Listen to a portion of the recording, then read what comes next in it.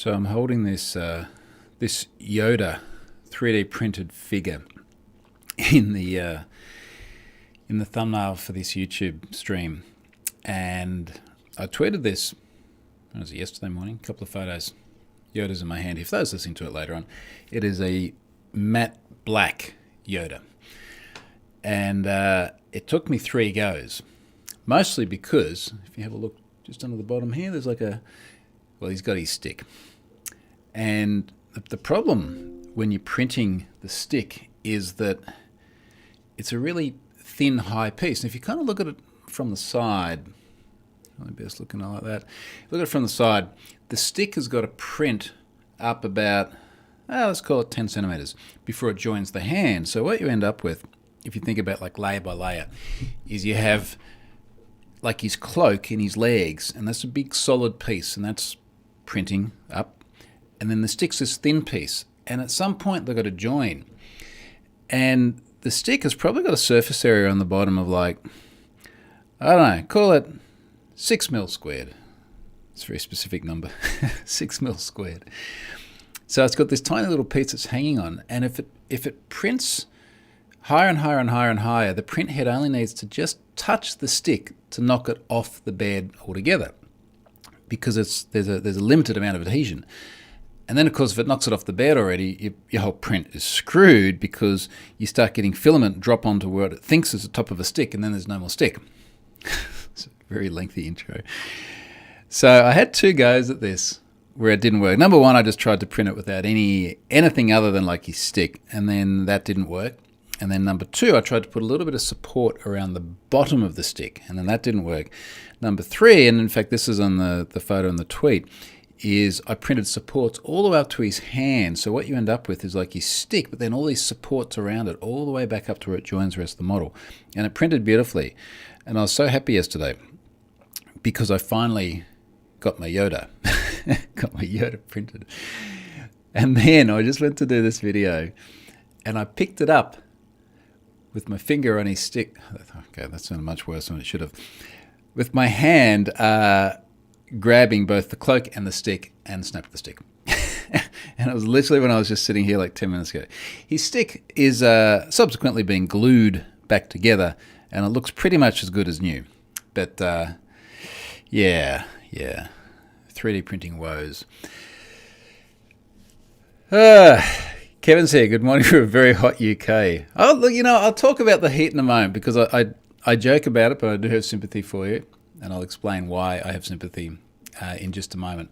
Let me talk about the sponsor things first. Sponsor this week is Collide, now a very long-term, very prevalent sponsor. So a massive thanks to Collide for their ongoing support. Fleet visibility solution for Mac, Windows, and Linux that can help you securely scale your business. And they do link off to the Collide website, where there's a whole bunch of information. Become all-knowing. That sounds good. I'd love to be all-knowing. Become all-knowing. Collide gives you accurate, valuable, and complete fleet visibility across Mac, Windows, and Linux endpoints. Gee, that's cool. They've got a really nice They do a lot of good cyber stuff, but I love the gradient across complete fleet visibility. And I literally did that thing where, you see something cool on a web page, and you're like, is that an image? Can I select the text character by, it's actually CSS. Of course you can do a gradient across text, but that looks cool. Oh, also, cool cyber stuff. Thank you to Collide for their ongoing sponsorship. I've got to look at that CSS later now. George is here. Craig is here. It's very early here, actually. It's just after 6. I started this at 6:15 in the morning. I've already had a walk for about 4.5k. I did get up very early this morning. It's really windy here. It's about 30 plus knots at the moment. So I walked down to the beach. It was dark. It was kind of cool. The heat, I said I had some sympathy for the heat. We do take the piss a bit here in Australia when people from other places say it's hot. But in fairness, where we live here, it's beautiful weather all year round. I posted photos this week, middle of winter, 25 degrees Celsius, out on the boat. All the rain and everything that we had earlier on in this year, and the water was mucky, all that's gone. It's all cleared out, and it was just crystal clear blue, fish everywhere. I'm swimming. Oh, seriously, it wasn't even cold. Swimming around a few days ago in the middle of winter, no problems. And that's great. But then when we get to summer, it's not that hot here. Now, when I say it's not that hot compared by UK temps and Europe temps at the moment, I don't think we saw a 35-degree day in the summer just gone. We definitely haven't seen a 40-degree day for some years. That's really, really rare. Here, you go 800 kilometres that way to Sydney, and you will get some of those, particularly you go inland a bit, and then you go another 800-ish, south 600, south to Melbourne, same sort of thing. Adelaide, Perth, same sort. We actually have really temperate climates here. It is more humid. That's what makes it quite different.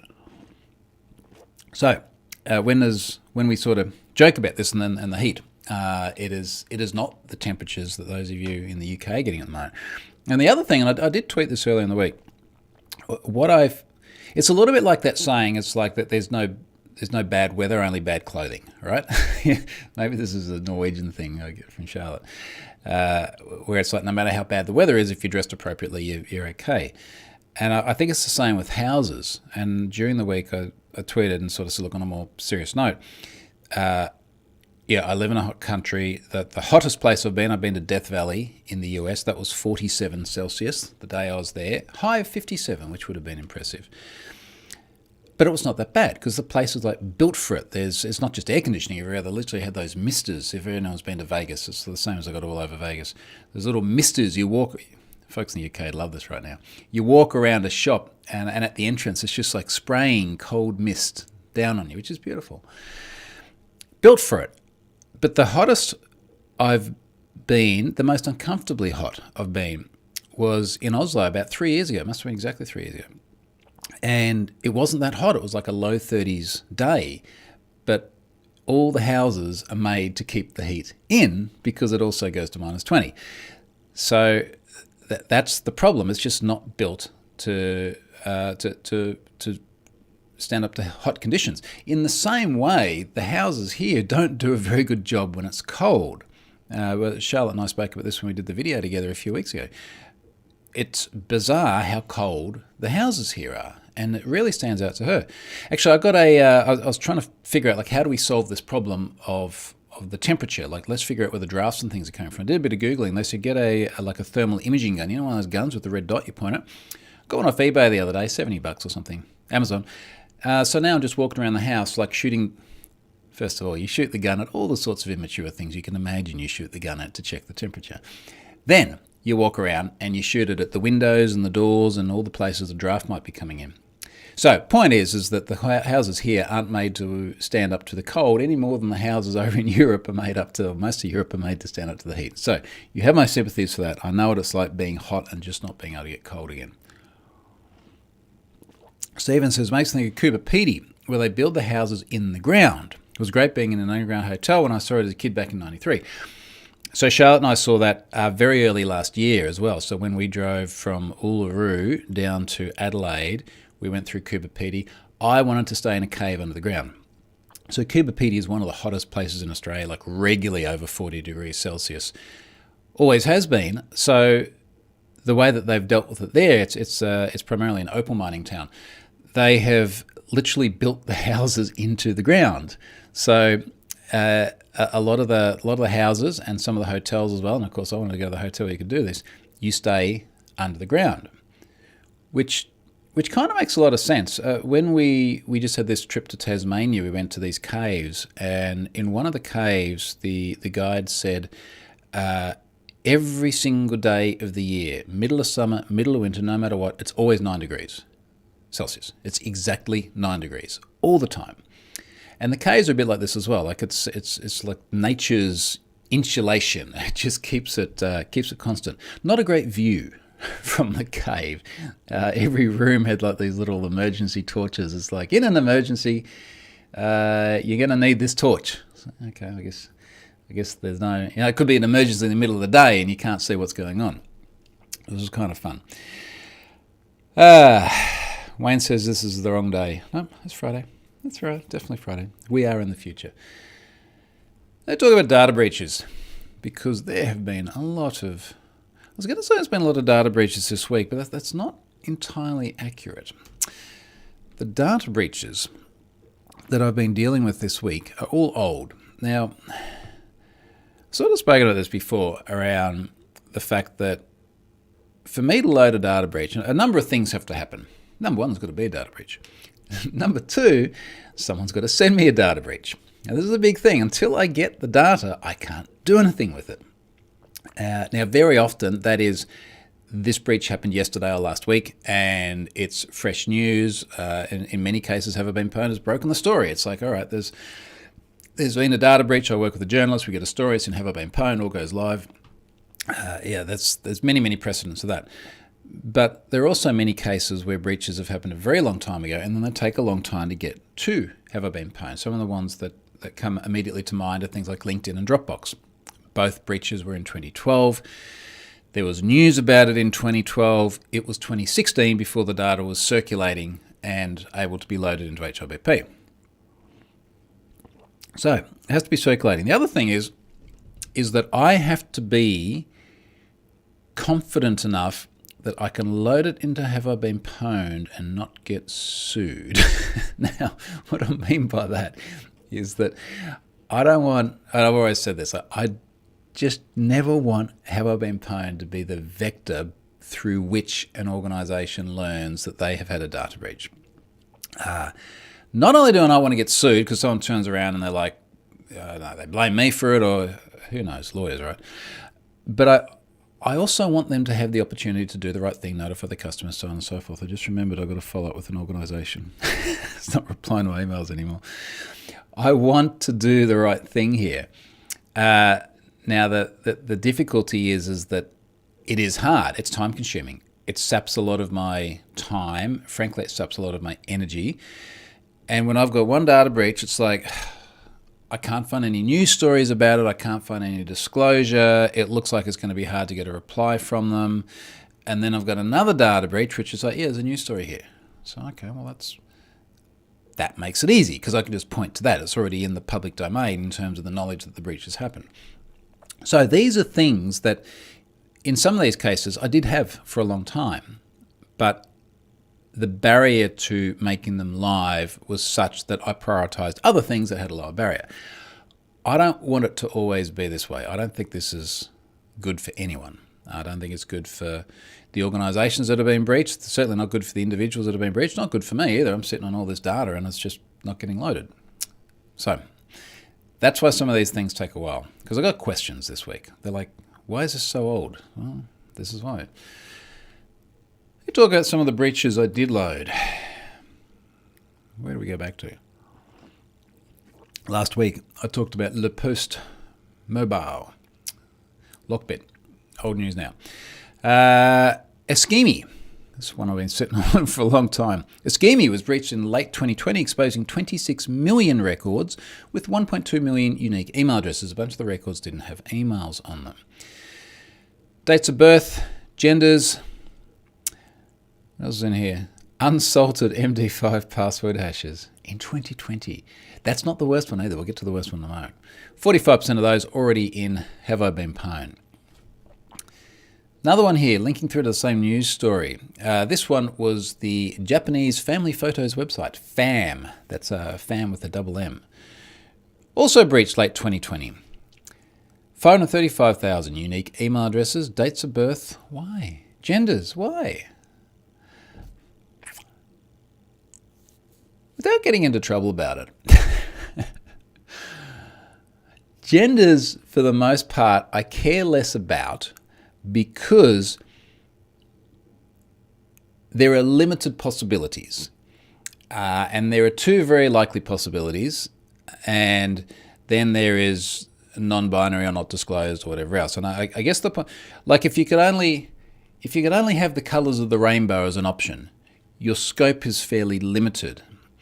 It's personal and it should be private, but it doesn't have the same gravitas as, say, dates of birth, where there are many thousands, tens of thousands of different possibilities. No one uses their gender as static knowledge-based authentic. Well, it wouldn't be static either, would it?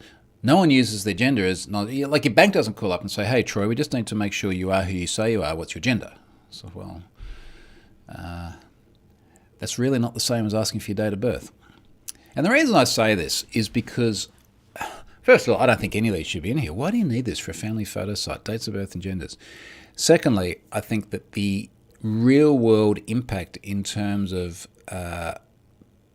particularly identity theft and in most cases privacy is very different for dates of birth than what it is for genders. Neither of them should be in there. Neither of them should be leaked. They're both personal and private. What else in here? Duke and Media. Now, Duke and Media, this is kind of an interesting business model, and if someone understands it better than me, you can explain it. But when you have a look at Duke and Media, this is another one that has just been sitting there for ages, and I think at the time I just didn't have a reference to be able to say, here's the story, it's already public. The trusted global leader in user-generated entertainment. Now, anyone watch Fail Army? Watch it all the time with the kids. I save them. I save the Fail Armies until I'm sitting here with the kids and we watch them all. It's basically like man get hit in the nuts with a football kind of stuff, like just over and over and over again.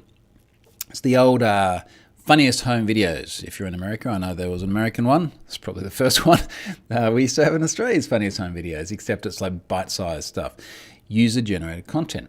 Now, what seems to happen is Duke and Media, I believe they own that brand, as well as People Are Awesome, The Pet Collective, and This Is Happening, among others, I suspect. And people who want to submit their videos go to Duke and Media and they submit the videos. Our videos have appeared on NBC, Fox, MTV, BBC, Ellen, CNN. I could have one of those. I think I've been on every one of those except for Ellen. CBS, Huffington Post. Should I have that across the top of like troyhunt.com? As seen on Fox. No, geez, no, no. Anywho, so this stuff gets submitted. Now, what was in the data breach was obviously the things I'm about to mention here: 13 gigabytes of code, 314,000 unique email addresses, names, phone numbers, IP addresses, bcrypt password hashes. Good on them for bcrypt. But what was also in there was links to a whole bunch of different user-submitted videos, and that the user-submitted videos often just link to like YouTube. And then was it accepted or rejected? And the vast majority of them get rejected because, frankly, they're a bit crap. And if I saw that on Fail Army, I'd be like, this one isn't as great.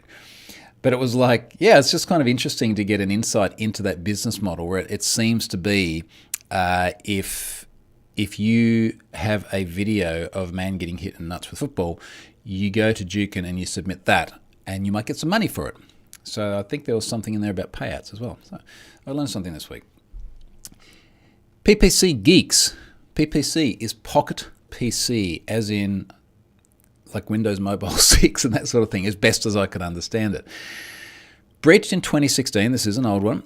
Exposed over 490,000 records. Data included email and IP addresses, usernames, dates of birth, salted MD5 password hashes. 97% of them already in Have I Been Pwned.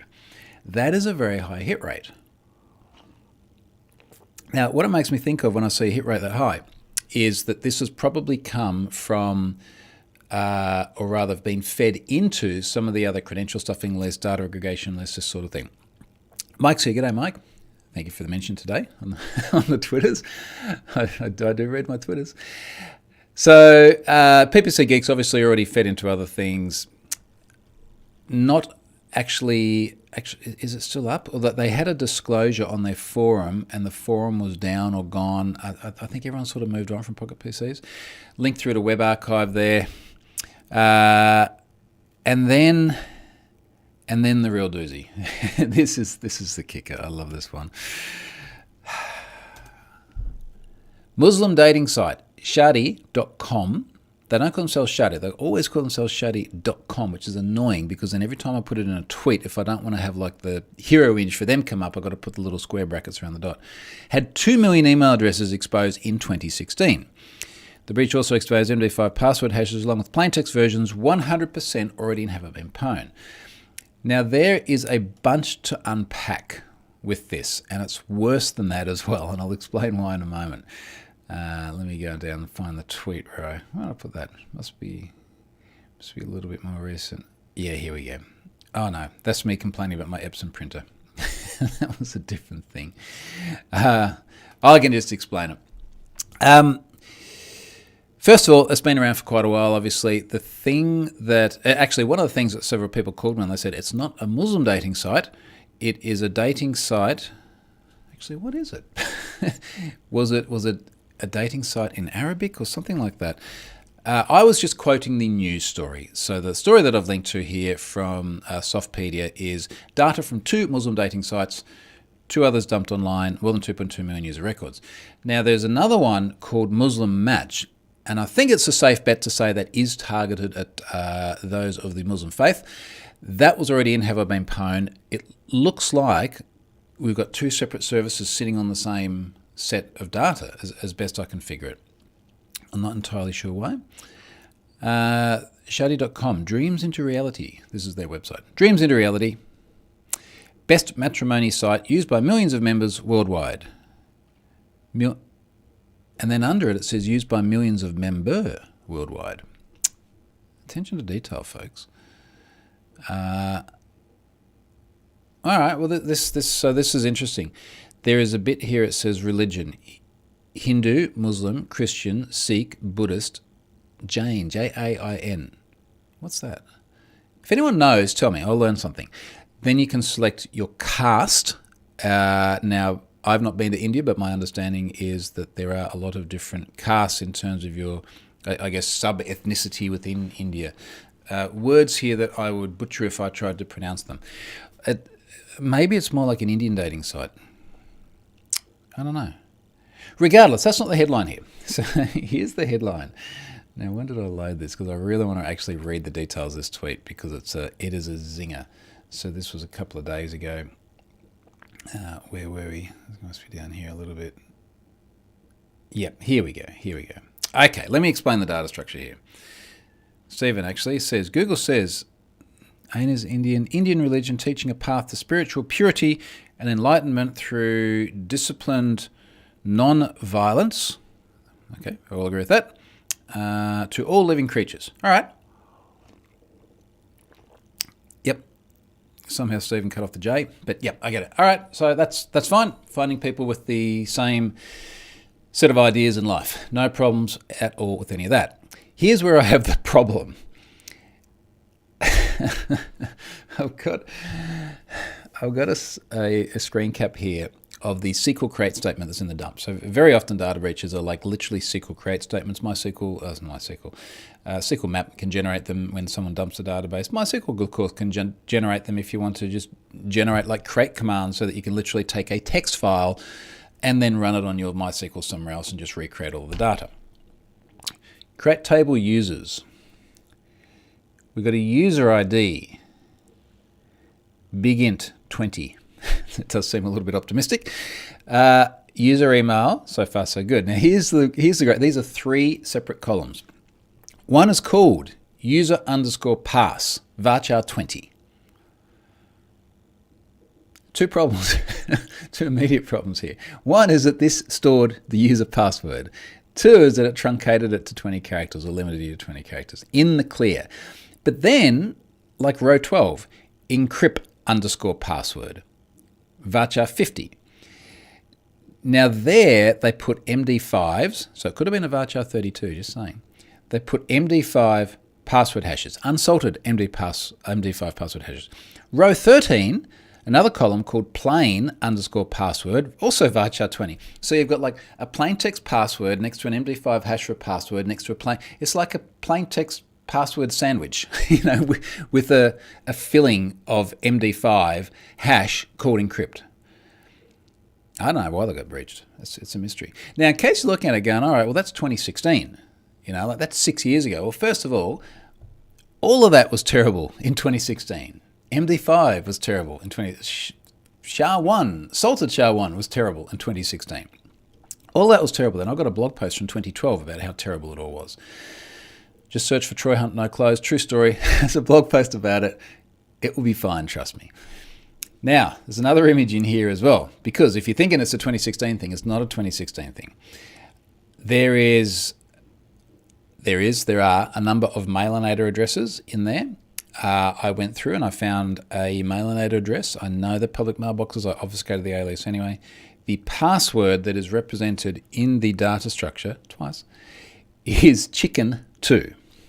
Chicken2.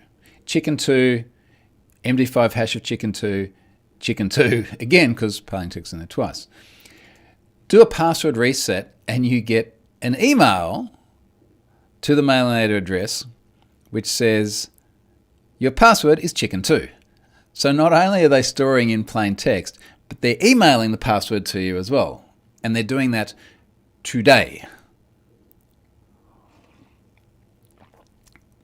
It would be very easy, though, just to go and do bcrypt now, because they've got all the passwords in plain text. Wouldn't be a hard problem to solve. I don't know. 2 million people and you're storing passwords like that. All right. TikTok. TikTok non-news story. Let's talk about a non-news story. Why is this a non-news story? So, the reason I'm going to talk about this is because people got upset with me this week. I know. What are the chances, right? People got upset because, where is it? TikTok? It's somewhere in here. This was all over the Aussie news. You know, every now and then there's just something InfoSec related which is sort of in the news, out there in the public domain, making all the headlines. And I was perplexed as to why is it so hard to find now? I was perplexed as to why this would be in the news. And basically what it boiled down to is that TikTok might be accessing a bunch of data, and I go to the latest here, try TikTok. Here we go. All right, now we're here. Okay. TikTok might be accessing a lot of data and sending it to China. Like, it's a social media platform. It accesses a lot of data. So does the one that we're on right now. So does the Twitter. So does the Facebook. Also, we know it's Chinese. We've always known it's Chinese. So here's the actual article. TikTok's alarming excessive data collection revealed. Viral video app TikTok collects excessive amounts of data, according to new analysis of its source code, raising alarms from the volume information at security following an admission that staff in China can access the data of millions of Australian users. Oh my God, the Chinese.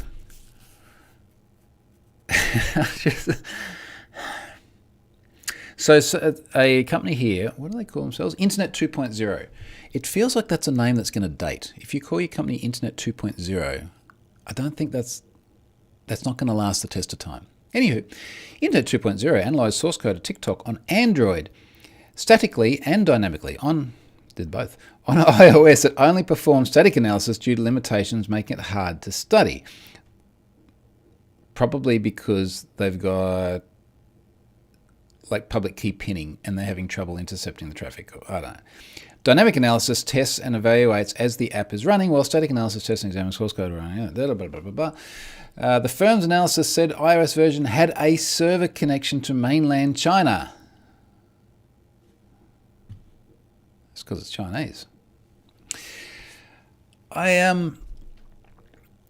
feel that this got traction because China's in the news a lot at the moment because of geopolitics, and I guess it would have if it was Russian as well. I appreciate some of you are from America and it's different. But for us, basically everything's foreign. So we don't have an Australian social media platform. For those of you in Europe, I think you're pretty much in the same boat. I know you have some, but it's not Facebook or Twitter or any of those sort of things. It just surprised me it got traction. But then this discussion, and the reason I'm raising it here today, is this very quickly descended into people claiming I was like a CCP sympathiser, a Chinese Communist Party sympathiser, trying to downplay it. It's like, I really lament this sort of balkanisation where you've got different parts of the world that have different levels of trust and data, and you know, we're comfortable with the Americans getting this but not the Chinese, and it's like, can't we all just get along? Come on, this is just, if you're worried about a social media platform collecting all your data, and they all do it a lot, and we'll talk more about that in my next story about you not being the product, then don't use it. Or work on the assumption that they will access all your things. And, for this story to talk about, it could access your contacts and your geolocation. Yeah, but what happens is you get this little prompt that pops up and it says, would you like to allow this app to access your photos, for example? And you can either say yes or no. Or on iOS, you've got a variation such as you can access my location whilst I'm using the app, or always, or just this one time. You have the prompt. You get to choose. By the way, good luck uploading any video to TikTok if you don't have access to your photos or your camera. Like, this is the nature of the way the thing works. Of course you need to give it access to that. Be like, I'd like to use Google Maps to navigate to somewhere I'm going, but I don't want to give it access to my GPS. It's like, well, that's then just a map. You might as well go and get a paper fold-out one. It just seemed to be news to some people. They didn't quite get it. And then we had someone made a comment. I'm not even, you know what? Let's just have a look at some of the things people said here. I won't throw anyone under the bus by name. Oh, there's Mike. He chimed in on this. Good night, Mike. Let's have a look. Someone here. You don't find difference between collected by a private company versus collected by a potentially hostile Chinese government. I don't think it's potentially. TikTok is banned in India precisely because they are our arch enemies. I see Australia no different in 10 years. Yes. It's a bit strong, isn't it?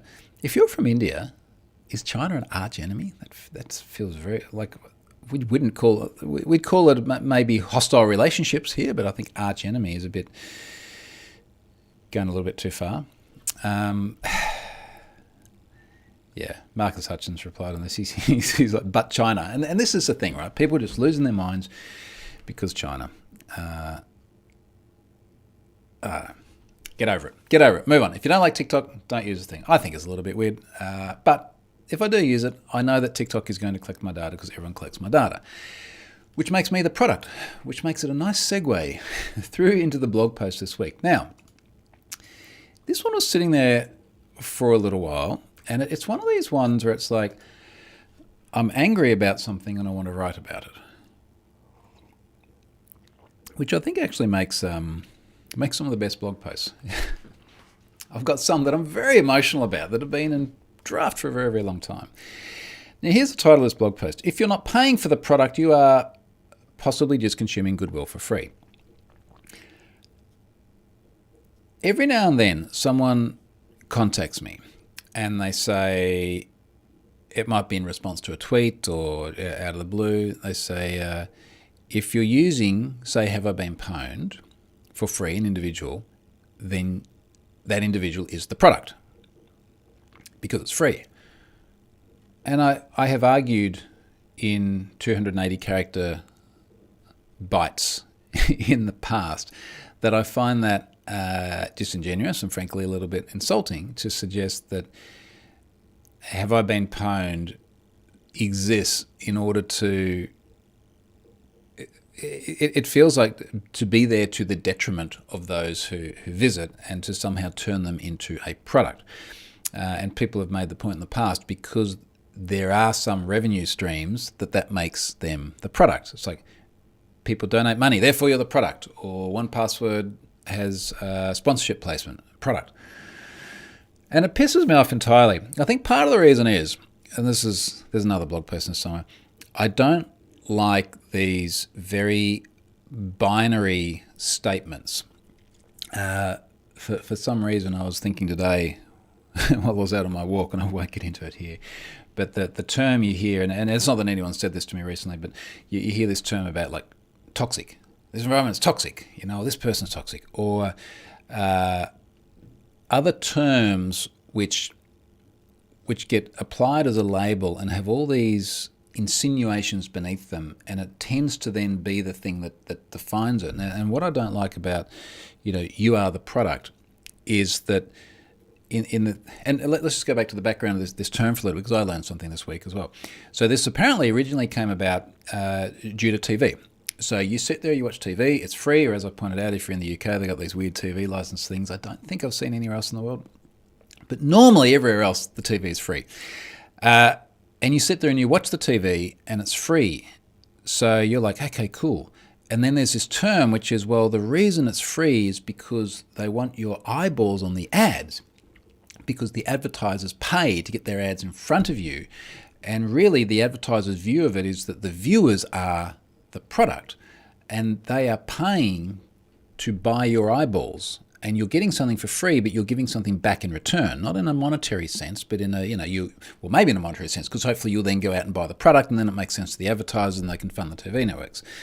And this whole sort of cycle is like a cycle of money, of funding, of how do we keep these things alive and monetize the viewers.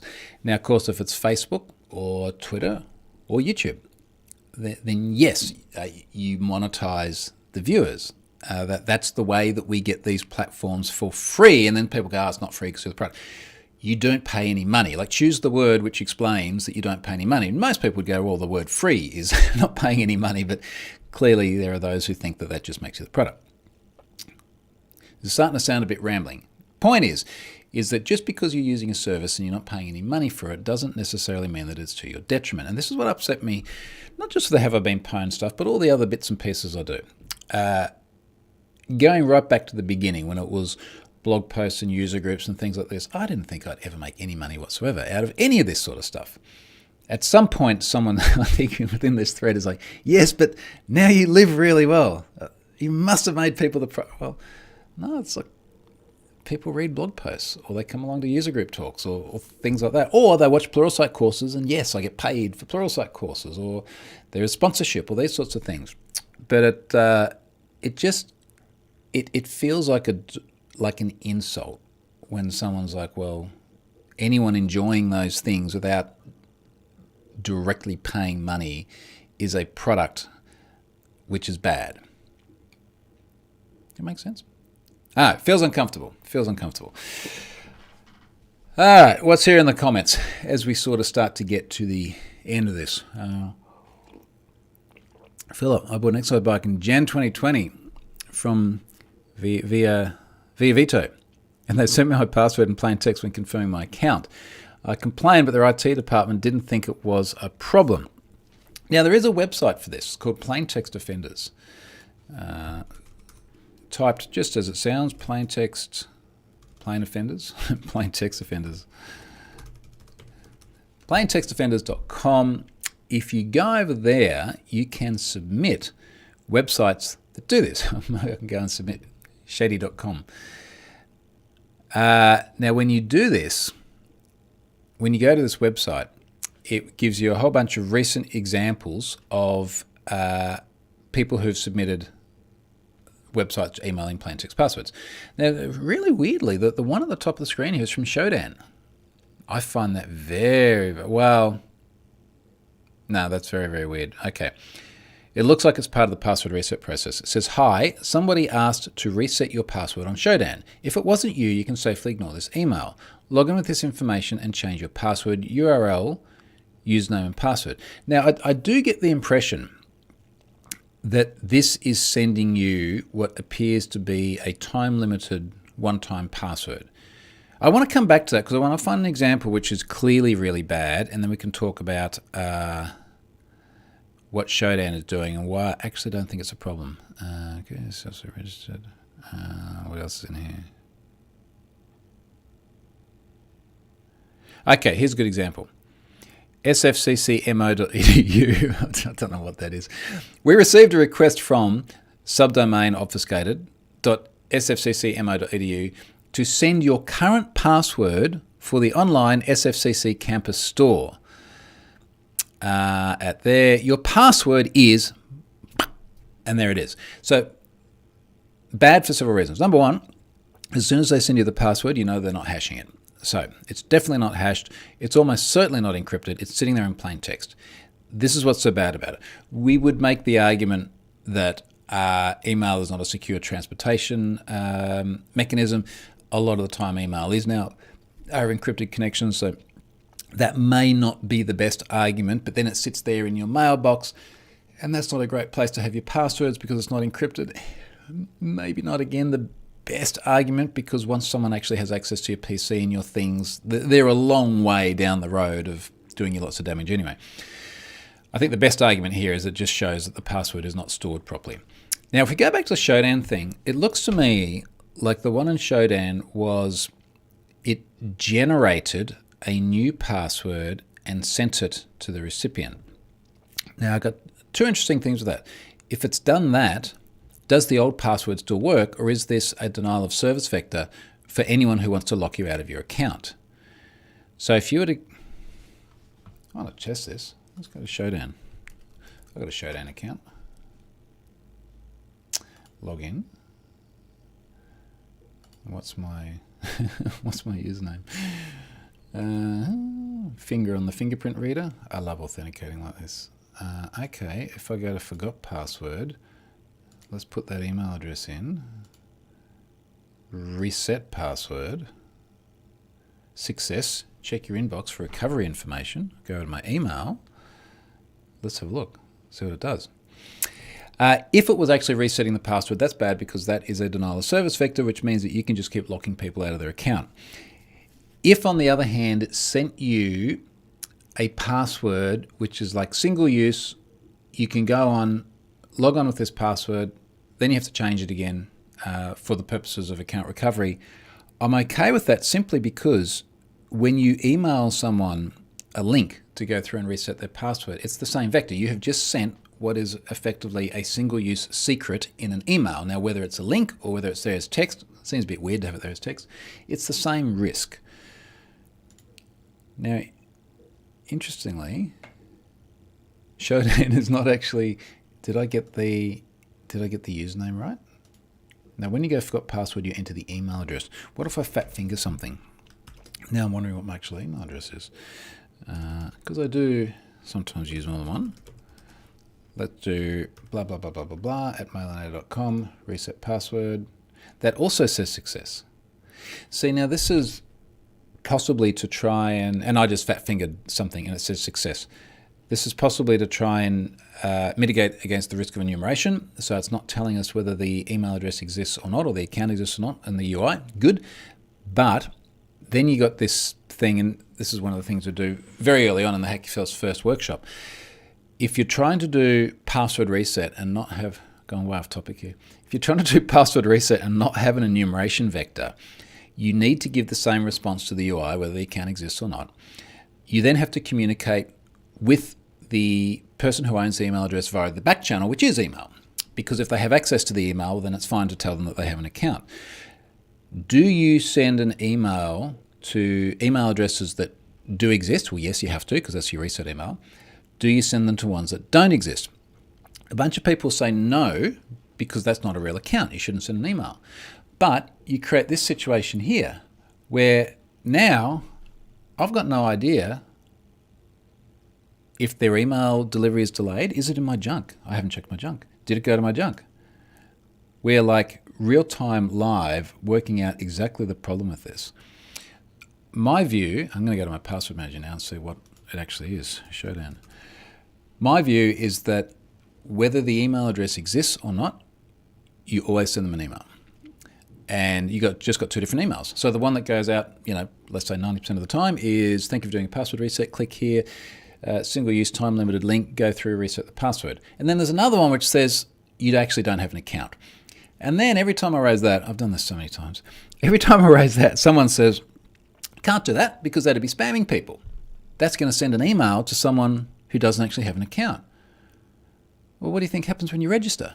Like when you register, you don't already have an account. You really need to send a link to say, are you actually sure you want to sign up? And then click here, verify control the address, or this sort of thing. So there's usually a vector on account management to send an email to someone who doesn't already exist on the system anyway. So this is nothing new. Mike says, data misuse is a game the whole family can play. So to single out a country is like blaming another family for playing your game. That is really weird. That is really weird. I mean, the China thing is weird, but you're right, Mike. You're right. Because where does it end? Like, how do we choose which? Like, if there was, let's say, there's a popular Turkish social media website. do we trust Turkey?